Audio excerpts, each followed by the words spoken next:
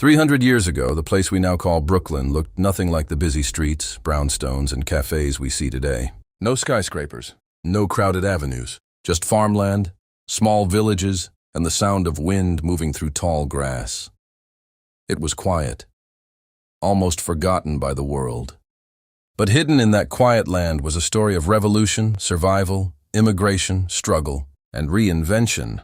A story that shaped one of the most influential places in the world. Most people today know Brooklyn as the creative heart of New York City. But few realize that for much of its history, Brooklyn wasn't even part of New York City at all. Back in the 1600s and early 1700s, this area was controlled by the Dutch colony of New Netherland. Dutch settlers built small farming communities here. One of the villages they created was called Breukelen, a name taken from a town in the Netherlands. Over time, Brooklyn slowly transformed into the name we know today, Brooklyn. Life here was simple but tough. Farmers grew crops, raised animals, and traded goods by boat across the East River with the small settlement of Manhattan.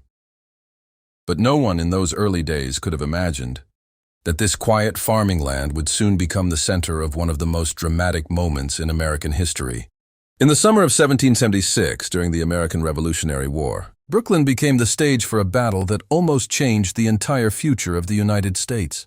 The Battle of Long Island took place right here. It was the largest battle of the entire Revolutionary War. British forces attacked American troops who were trying to defend New York.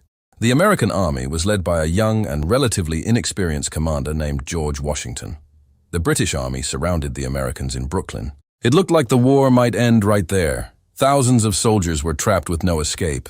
But then something extraordinary happened. On a foggy night, Washington secretly organized one of the most daring retreats in military history. Using small boats, soldiers quietly crossed the East River from Brooklyn to Manhattan under the cover of darkness and thick fog. By morning, the entire army had vanished.